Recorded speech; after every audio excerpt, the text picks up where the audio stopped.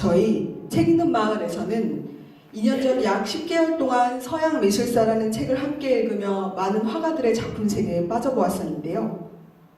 단순히 작품만 감상할 때보다 화가들의 삶과 시대적 배경에 대한 이해가 함께 했을 때 비로소 그의 작품들이 우리의 내면에 빛을 발한다는 아주 기초적이고 중요한 사실을 깨달았습니다.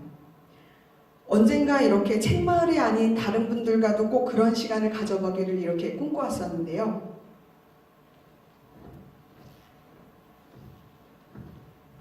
안녕하세요. 오늘 공연의 해설을 맡은 김미영입니다.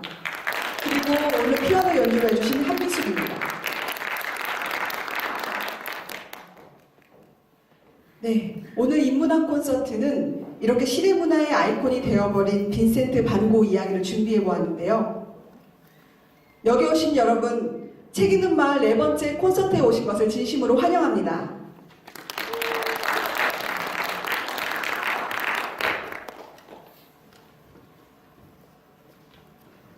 자, 여러분, 여기 무대 테이블을 장식한 여기 소품들 잘 보이시나요? 저기 멀리 앉아 계신 분들도 잘 보이시나요? 네. 보시는 바와 같이 책, 컵, 여기 엽서도 있네요. 엽서, 샴푸, 시계, 이렇게 다양한 물건들로 구성되어 있는데요. 여기 있는 소품들의 공통점은 과연 무엇일까요? 이럴 때 자신 있게 손 들어주십시오. 손을 드신 건지 손 자신 있게 들어주십시오. 이런 게 기회입니다. 네, 목욕용품 나왔습니다. 네, 앞에 계신 네, 고흐의 그림 나왔습니다. 네, 바로 맞추셨네요. 바로 여기 보시면 빈센트 반 고흐의 작품들로 구성되었다는 게 공통점인데요. 자, 여기 우리 퀴즈 맞추신 분 이따가 무대 끝나고 잠깐 앞으로 나와주시기 바랍니다. 이 중에서 저희 여기 물건 하나로 선물로 드리겠습니다. 왜 고흐인가? 오늘은 왜 고흐인가에 대해 한번 이야기를 시작해 보겠습니다. 빈센트 반 고흐는 그림 외에도 동생, 어머니, 친구들과 주고받은 수백 통의 편지를 통해 그의 삶, 내면, 작품을 구체적이고도 자세히 바라볼 수 있는 기회를 제공해주고 있으며 화가로 활동하던 8년이라는 짧은 기간 동안 불꽃가루 같은 열정이 담긴 작품 세계로 시대를 앞서갔는데요. 정작 당대에는 그림 몇 점 팔아보지 못하고 가난하고 외롭고 아픈 삶을 살다 간 인물입니다.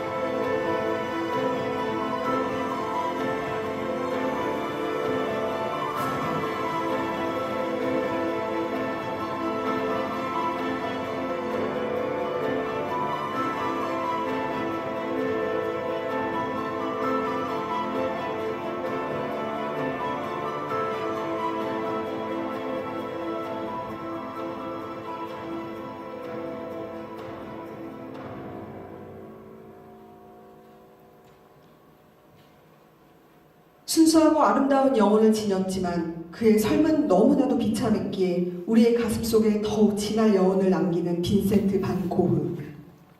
오늘날까지도 전 세계인들의 감동을 자아내는 고흐의 사랑, 열정과 불행했던 생에 대해 되짚어보는 시간을 갖고자 합니다.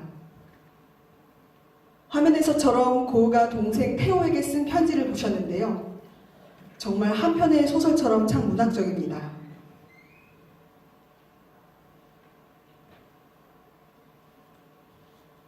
고흐는 1853년 네덜란드의 한 작은 마을에서 권위적이며 엄격한 칼뱅파 목사의 맏아들로 태어났습니다.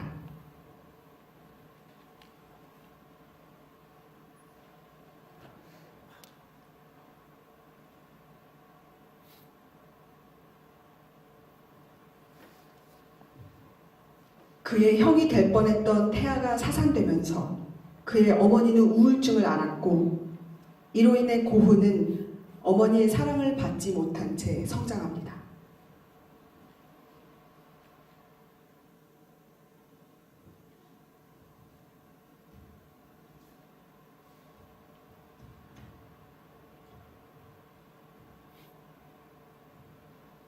부모님의 뜻에 따라 미술품의 상점의 점원으로 일하고 목사가 되기 위해 신학 공부를 하기도 했지만 여러 어려움을 겪으면서 실패한 후 28살에 본격적으로 화가의 길로 들어섭니다.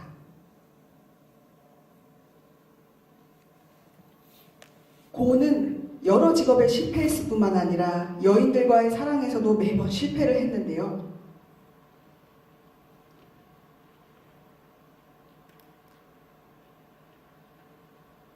약혼녀, 과부가 된 사촌, 창녀, 10살 연상녀 등 어쩜 이렇게 이루기 힘든 사랑만을 시도했던 건지 참 안타까운 마음마저 듭니다. 또한 이렇게 숱한 사랑의 실패로 인해 정신병을 얻게 되는 계기가 되기도 하는데요. 고은은 진심으로 열정을 다해 어떤 상황의 여인이든 사랑하였습니다. 하지만 늘 돌아오는 것은 주변의 반대와 극한 상황으로 몰려 극심한 자괴감에 빠질 뿐. 이런 사랑의 실패와 많은 상실감 때문이었을까요?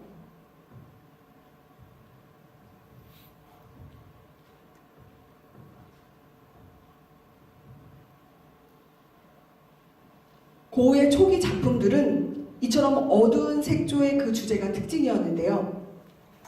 고흐는 이 그림에 대해 이렇게 표현합니다. 작은 등불 아래서 접시에 담긴 감자를 손으로 먹는 이 사람들을 그리며 나는 그들이 마치 땅을 파는 사람들처럼 보이도록 그런 분위기를 만들려고 애썼단다. 이 사람들이 먹고 있는 건 자신들이 노동을 통해 정직하게 번 것임을 말하고 싶었지. 사회주의인 성향을 지녔던 고흐는 그림을 통해 민중에게 봉사하려고 했었습니다. 그러나 아버지의 죽음 이후 고흐는 고향인 네덜란드를 떠나 벨기에로 거쳐 모든 예술의 종착지이자 예술의 용광로와 같은 파리로 향하게 됩니다.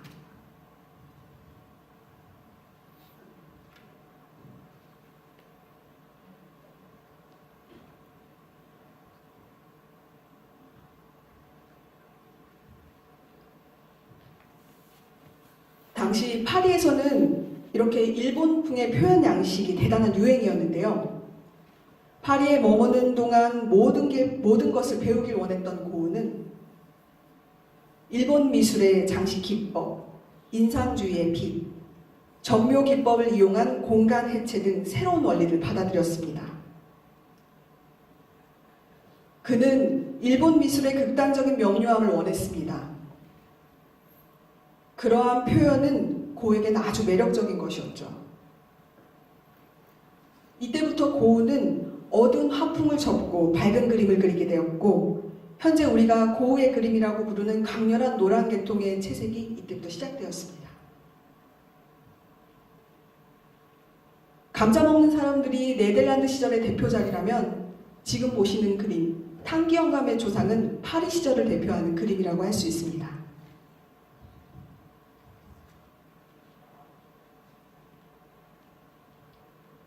그러나 고흐는 파리에서도 오래 머물지 못했습니다.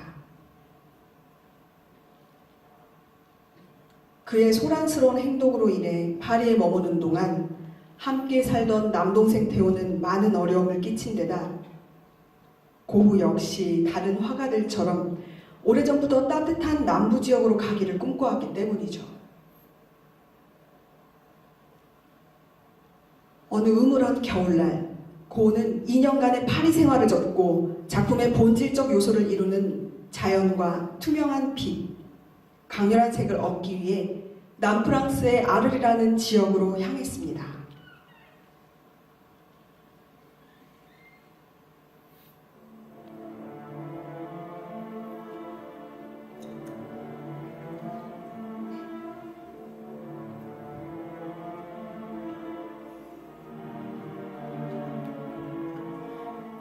여동생 윌에게 형이 지난 일요일에 남부로 떠났다. 2년 전 형이 여기로 왔을 때만 해도 난 우리가 이토록 서로 의지하게 될지 몰랐단다. 하지만 이제 아파트에 나 혼자 남고 보니 텅 빈 느낌이구나. 형의 지식과 세상에 대한 명석한 시각은 정말 믿기 어려울 정도란다. 형 덕분에 난 많은 화가들을 알게 되었지.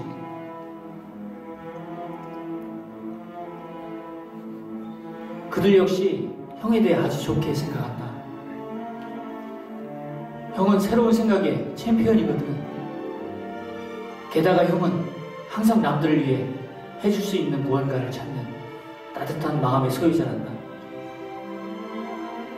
형의 편지는 정말 재미있어. 형이 더 자주 쓰지 않는 게 아쉬울 따름이다.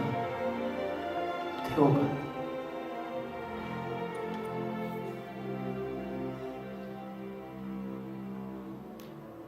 다음 편지 글은 고우의 평생 후원자이자 진정한 친구였던 고우의 남동생 태호가 고우를 아르로 보낼 당시에 그의 여동생에게 썼던 편지입니다.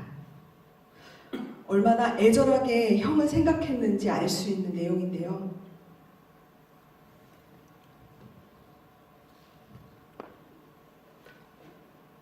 저는 처음에 고우에 대한 책을 읽을 당시 고우가 평생 동안 동생에게 경제적으로 의지했다는 말을 듣고 이 동생 태호는 형 뒷바라지만 하다가 생을 마감했는데 고우의 동생 태호는 얼마나 힘들었으며 과연 어떤 마음으로 형에게 매번 돈을 보내주었을까? 이렇게 힘든데 정말 형을 사랑하긴 했을까? 이런 좀 속물적인 생각을 했었는데요. 이렇게 그림을 많이 보고 이런 편지글을 보면서 뭉클한 형제가 느껴져 참 미안한 생각이 많이 들었습니다.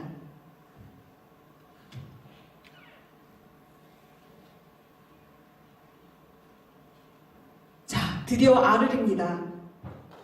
우리가 알고 있는 대부분의 고흐의 작품들이 탄생한 곳이죠. 아르르는 습지의 마을이란 뜻이기도 한데요.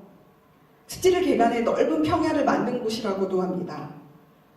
아마도 광활한 평야와 장렬하는 태양부터 고흐의 관심을 매우 끌었던 듯 합니다. 그림에서도 무언가 새롭고 힘차게 시작하는 느낌 들지 않으시나요?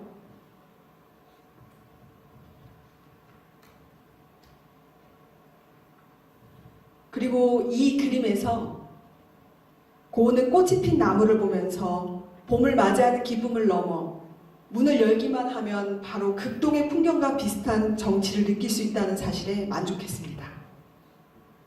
고흐는 색채의 자율성을 이용해 표현의 강렬함을 부각하였으며 색 그 자체를 현실에 대한 화가의 인간적 표현이자 그 자신을 드러내는 수단으로 삼았습니다.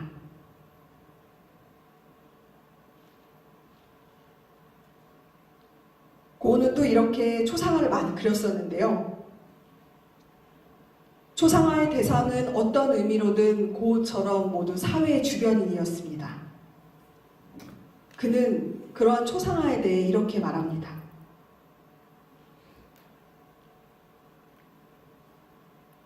성당보다는 사람의 눈을 그리는 게 더 좋다. 사람의 눈은 그 아무리 장엄하고 인상적인 성당도 가질 수 없는 매력을 담고 있다. 거지든 매춘부든 사람의 영혼이 더 흥미롭다.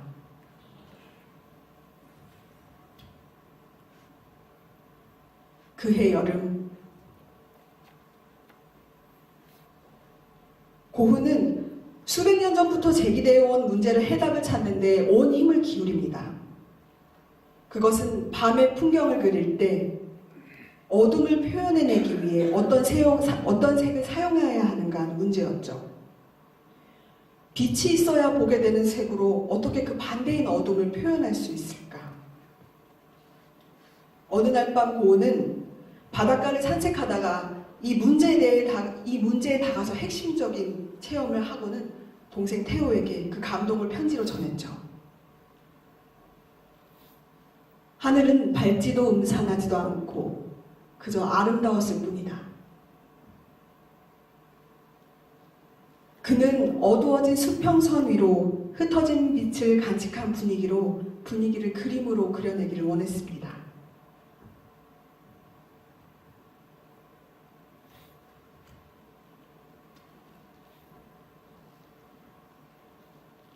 자, 이쯤에서 조시는 분도 있어서 한번 깜짝 퀴즈를 한번 내보겠습니다. 저랑 눈 맞으셨는데요. 자, 고우가 가장 좋아했던 색은 무엇일까요?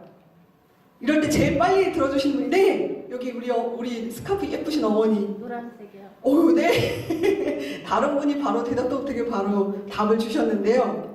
네, 노란색 맞습니다. 사실 어떻게 보면 정답은 없다고도 할 수 있는데요. 왜냐하면 고우는 모든 색을 사용하면서 사랑했기 때문이죠. 그렇지만 고우의 그림을 보시다시피 노란색을 가장 많이 사용했기 때문에 저 역시 고우가 또 노란색을 좋아한다고 생각했기 때문에 사회자의 권한으로 노란색을 정답으로 정했습니다. 이따 어머니 여기 무대 끝나고 잠시 들려주시면 선물 드리겠습니다. 그리고 여기 보시면 제 옷이 또 노란 톤이라서 절대 정답으로 정한 건 아닙니다.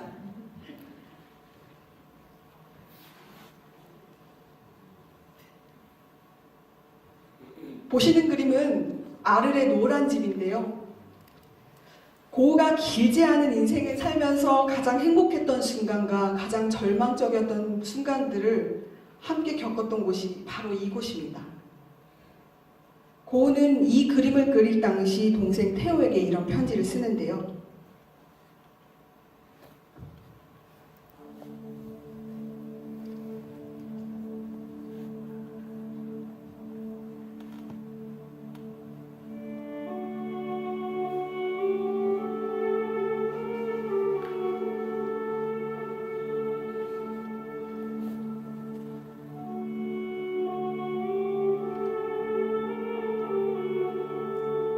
고우는 그림을 그릴 때 완벽한 기법을 따르려 하기보다 개인의 표현을 변형시켜 드러낼 줄 알았던 최초의 화가였습니다. 그러나 예술적 자유로움이 요구되는 표현의 의미를 전달하기는 참 어려웠고 그것을 이해하지 못하는 대중의 냉담함을 뚫고 새로운 길을 내야 했죠. 고우가 일생 동안 부딪혔던 주위의 냉담함은 아르에서도 마찬가지였으며 풍경이나 초상처럼 마음을 들뜨겠던 주제들도 이미 바닥이 났습니다.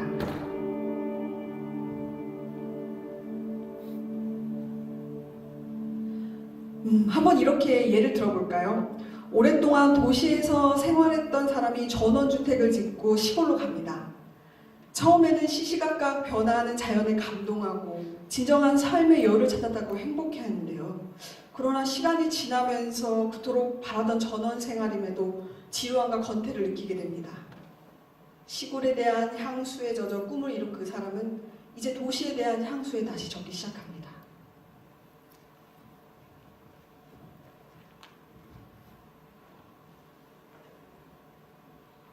어찌 보면 고우도 그랬죠. 그동안 주변의 현실이 그의 작품 활동에 결정적인 자극이 되어 왔는데 그런 외부의 시험과 도전은 점점 사라져만 갔습니다. 그 결과 고우는 예술이 그에게 남겨준 유토피아에 대한 생각에 집착했었는데요. 그것은 이 노란 집에서 화가 공동체를 만들어 그림도 그리고 토론도 하면서 희노애락을 함께하고 싶어 했습니다.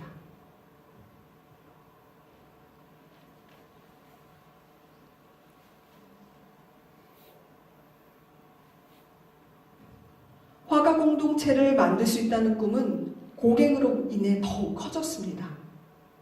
고갱이 매우 긍정적인 모습을 보여주었기 때문이죠. 이런 태도에 힘입어 고우의 동생 태호가 고갱에게 경제적 지원을 해주었으나 고갱은 그것을 상업적 술책이라고 생각했습니다. 그러나 고갱을 대단한 화가라고 평가하며 그저 꿈에 부푼 고우는 고갱을 위해 해바라기 연작을 그려 방을 꾸미고 비싸고 안락한 가구를 사들이며 고갱을 기다렸습니다.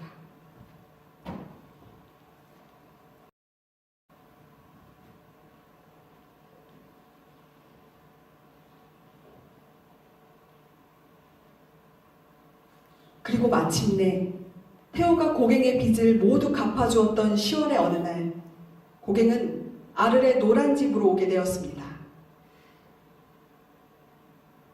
그러나 이미 눈치채셨듯 둘은 맞지 않았습니다. 고우는 고갱을 스승으로 대하며 얼마 동안은 고갱에게 맞춰주는 듯 했지만 곧 서로의 자존심에 상처를 입히고 서로를 불신하게 되죠. 고우의 꿈은 이미 무너지고 있었습니다. 고우가 그의 12월에 그린 2개의 의자를 보실까요?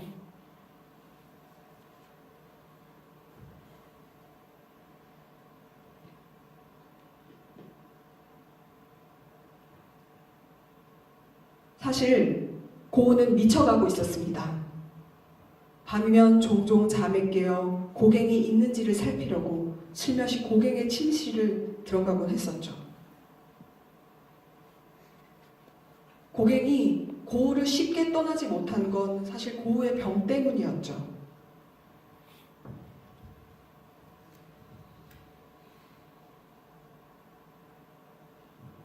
그러나 마침내 대사건이 벌어집니다.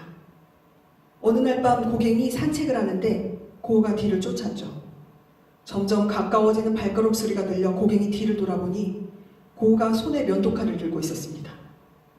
고우는 자신의 원망을 드러냈을 뿐 고갱을 해칠 의도는 전혀 없었습니다.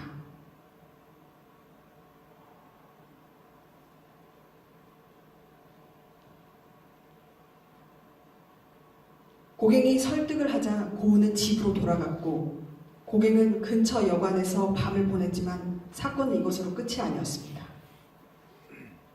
그날 밤 고우는 손에 쥐고 있던 면도칼로 자신의 귀를 자르고 잘린 귀를 손수건에 싸서 사창가의 한 창녀에게 갖다 주었습니다.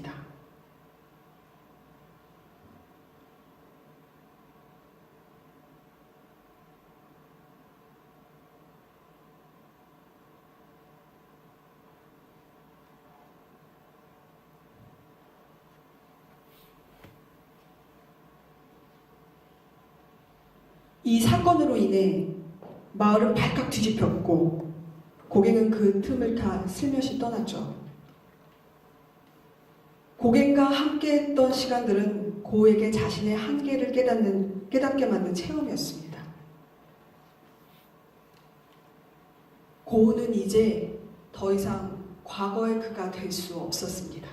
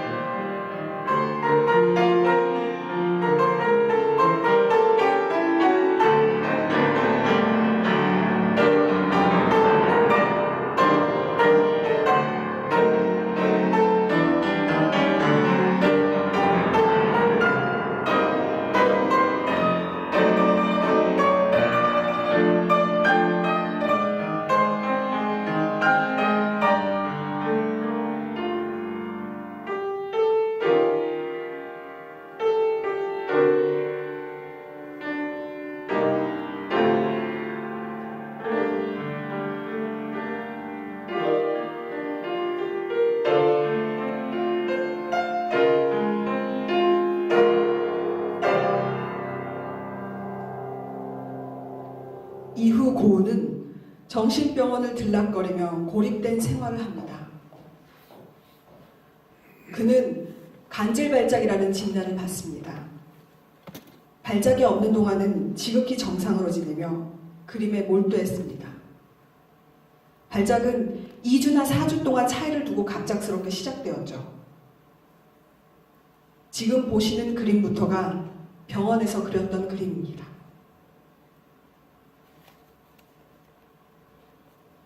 고은은 자신의 병을 잘 알고 거리를 두고 이해했으며 피할 수 없는 일로 받아들였습니다. 그 당시 동생 태호에게 이런 편지를 썼습니다.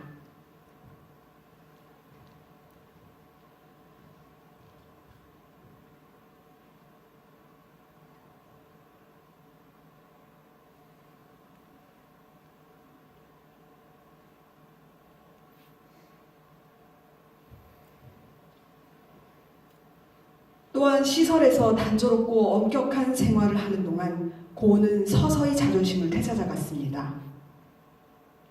고에게는 오직 그림만이 그를 삶과 연결시켜주는 유일한 끈이었고 잃어버린 시간을 되찾으려는 의지였으며 고통에 굴복하지 않으려는 노력과 발작을 막아보려는 시도이자 자신의 격렬한 감정을 배출시킬 안전판이기도 했습니다.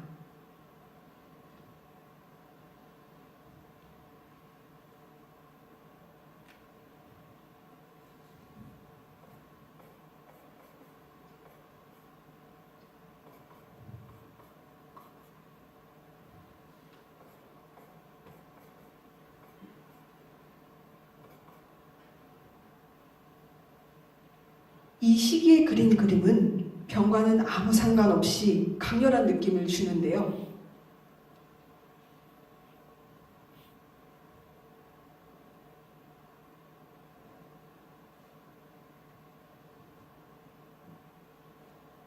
그렇습니다.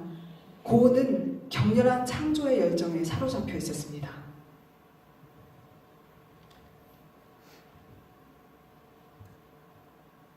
붓꽃, 영어로는 아이리스라고 하죠.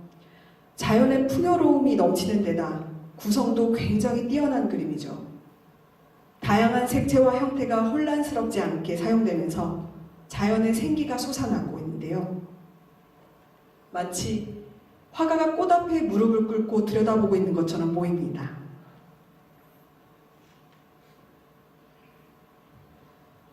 고의 최대 관심사는 가능한 한 가까이 자연에 다가서는 것이었습니다. 자연을 향한 고의 관심은 일생 동안 지속되었으며 거의 관능적인 사랑에 가까웠습니다. 그림을 그릴 때 그의 가장 중요한 목표는 사물의 근원 혹은 뿌리의 상징이라고 할 수 있는 생기를 포착하는 일이었는데요. 고는 가능한 한 깊이 삶 속으로 내려가서 그 맥박을 느껴보기를 원했습니다.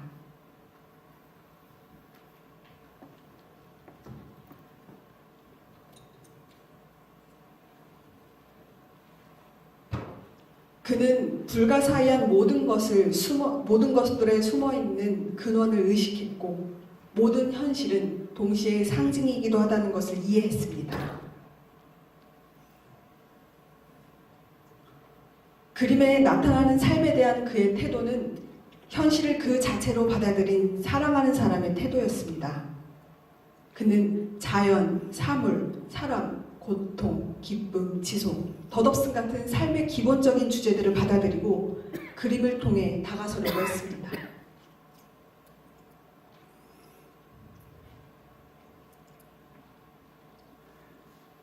흐린 하늘 아래 끝없이 펼쳐진 거대한 밀밭이 있고 나는 감히 슬픔과 극한에 이른 고독을 표현하고 싶었다.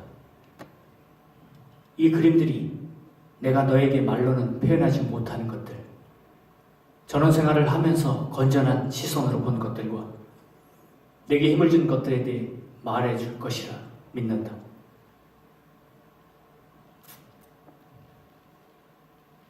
여기에서도 세상에 대한 새로운 이해가 생겨납니다.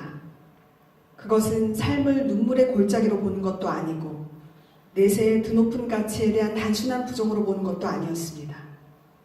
그는 자연 상태에서 발견한 존재의 원초적 힘과 직면하였으며 그 안에서 자연의 신비로움을 추출해 자기 나름의 신비주의를 형성하였는데 그의 그림도 그런 울림을 낳습니다.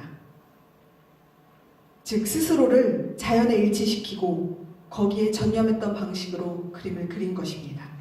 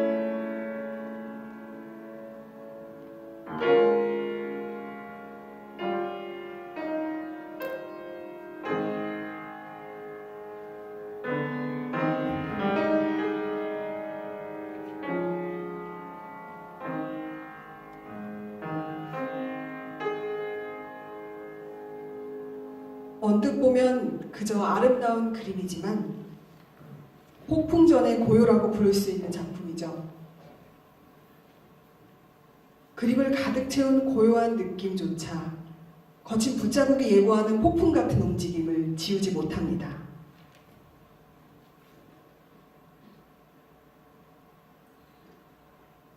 (1889년) 가을, 빈센트는 다시 발작을 하게 되는데요. 이번엔 꽤 심각했습니다. 그를 괴롭히는 병적인 생각과 끔찍한 환상은 아주 더디게 사라졌으며 곧 심한 우울증에 빠져들었죠.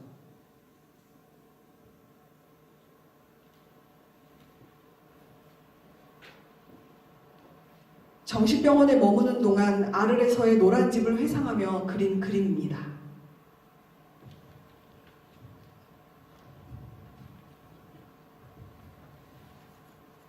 그러나 그 작품은 고흐가 원하는 것처럼 평화로움에 이르지 못했습니다. 앞으로 기울어진 마루, 반쯤 열린 창문, 비스듬한 가구, 심지어 벽에 걸린 그림들까지 비스듬하죠. 이 모순된 분위기는 고흐가 처한 현실과 정반대되는 충족과 아늑함, 온정과 환영에 대한 갈망 때문 아니었을까요? 고흐의 마지막 편지 글입니다.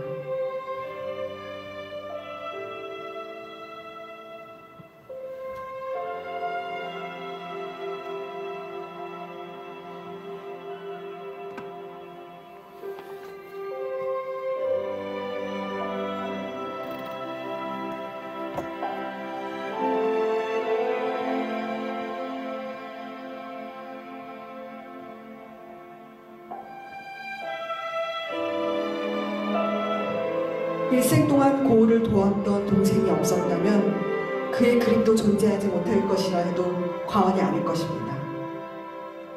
그렇게 삶의 버팀목이 되어준 동생이 신체적, 경제적 어려움에 처하자 고흐는 어떻게 살아야 할지 몰라 혼란스러워했습니다. 오직 작품에 대한 희망만이 그를 살게 하는 힘이 되어주었으며 계속되는 발작은 끝내 미쳐버릴 것이라고 위협하는 것만 같았습니다. 인생에서 완전히 실패한 그에게 남은 출구는 단 하나뿐.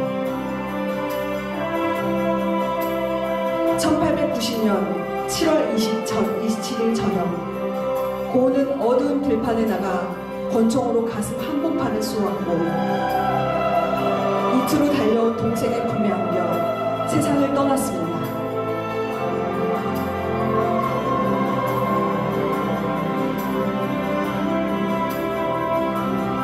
이렇게 해서 누구와도 비교할 수 없는 독특한 예술가의 삶이 끝났습니다. 고흐는 자신의 예술을 온 힘을 다해 싸웠고 결국 그의 인생을 대가로 치르면서까지 예술과 인생의 통합을 시도했습니다.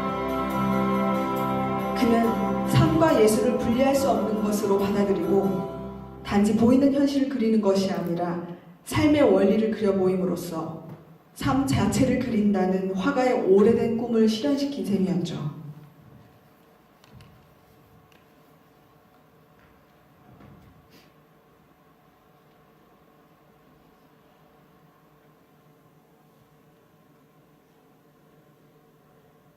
색과 움직임으로 가득하고 세상에 존재하는 모든 것을 담은 그림을 그림으로써 자신만의 새로운 세상을 창조했던 빈센트 반 고흐.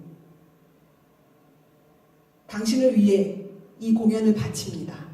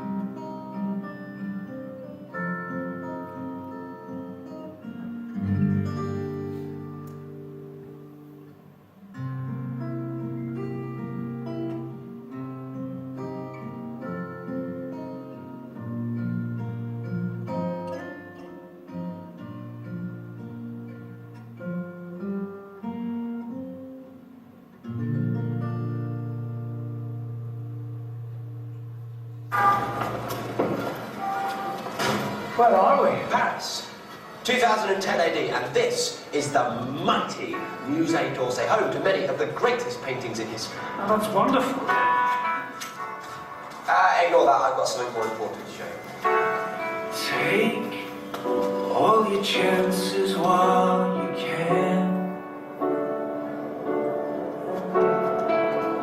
Never know when they'll pass you by. Like a song the mathematician cannot solve. Like me, trying my hardest to explain.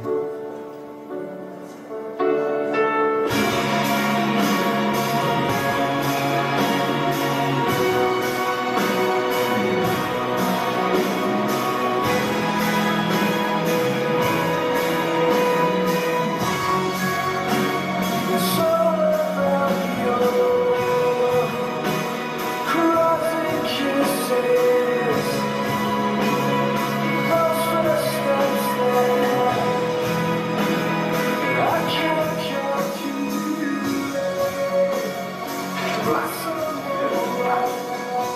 We met a few days ago. I asked you about the church and the birds. Oh, yes. Glad to be of help. You were nice about my tie. Yes, and today is another cracker, if I may say so. But I just wondered, between you and me, in 100 words, where do you think Van Gogh rates in the history of art? Well, big question. But to me, Van Gogh is the finest painter of them all. Certainly the most popular, great painter of all time. The most beloved. His command of colour, most magnificent. He transformed the pain of his tormented life into ecstatic beauty. Pain is easy to portray. To use your passion and pain to portray the ecstasy and joy and magnificence of our world, no one had ever done it before. Perhaps no one ever will again. To my mind, that strange, wild man who roamed the fields of Provence was not only the world's greatest artist, but also one of the greatest men who ever lived. Vincent, I'm sorry. I'm sorry, is it too much? No, there are tears of joy. Thank you, sir. Thank you. You're welcome. You're welcome. Sorry for being.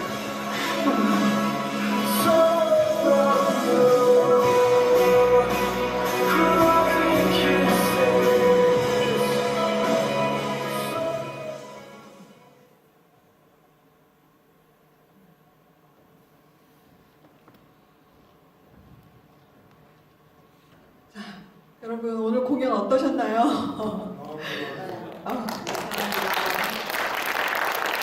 이렇게 일과 시간까지 이렇게 모두 앉아주셔서 이 자리를 빛내주신 여러분께 다시 한번 감사드립니다.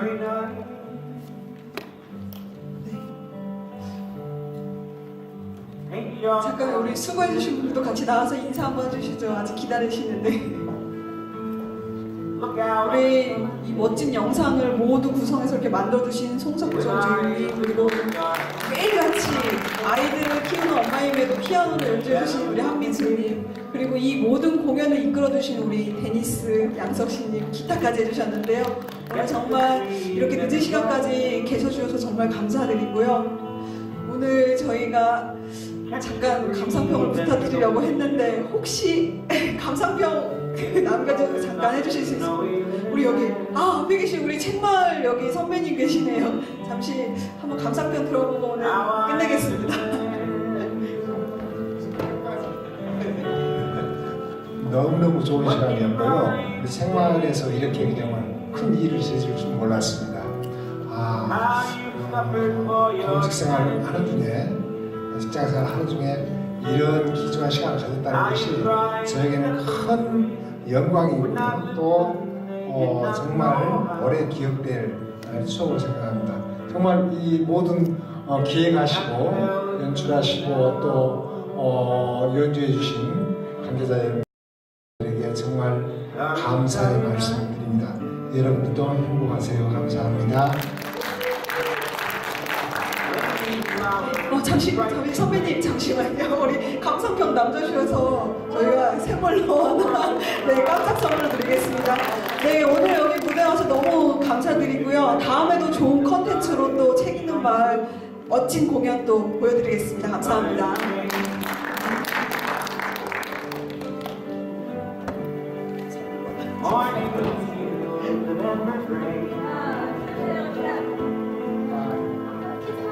Whether it's blind or the beneath the art of loving. Now I understand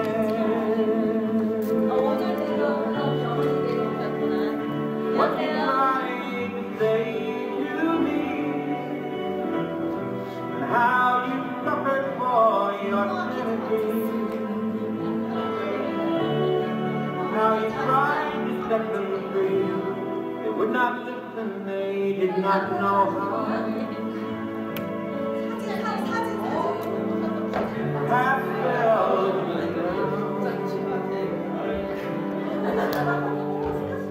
or they could not love you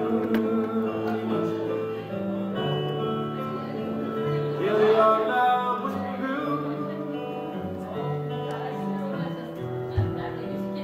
And when no hope was left inside on that starry, starry night,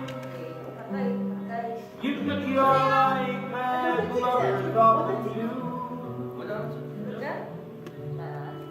But I could have told you this world was never meant for one as beautiful.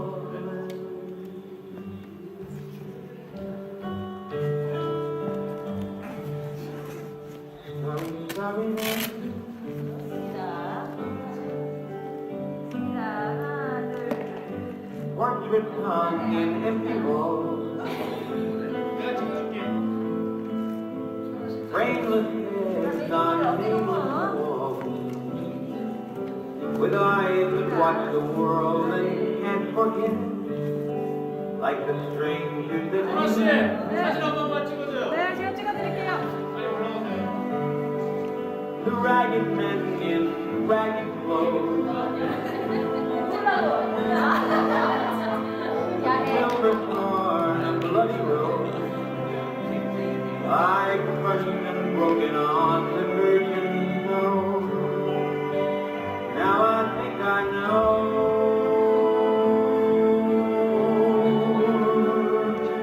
what you tried to say to me, and how you suffered for your sanity, and how you tried to tell me would not listen there not 벨라 벨라.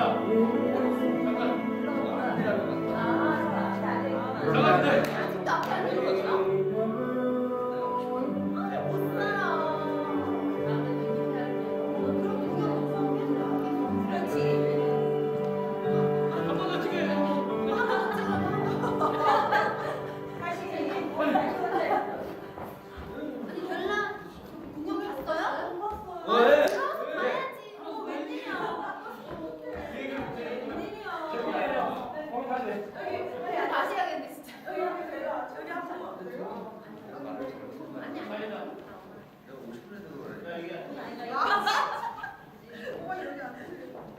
여기. 하나, 둘, 셋. 됐습니다. 감사합니다.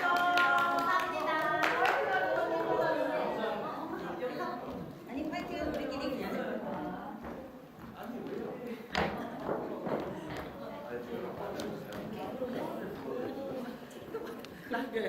노란색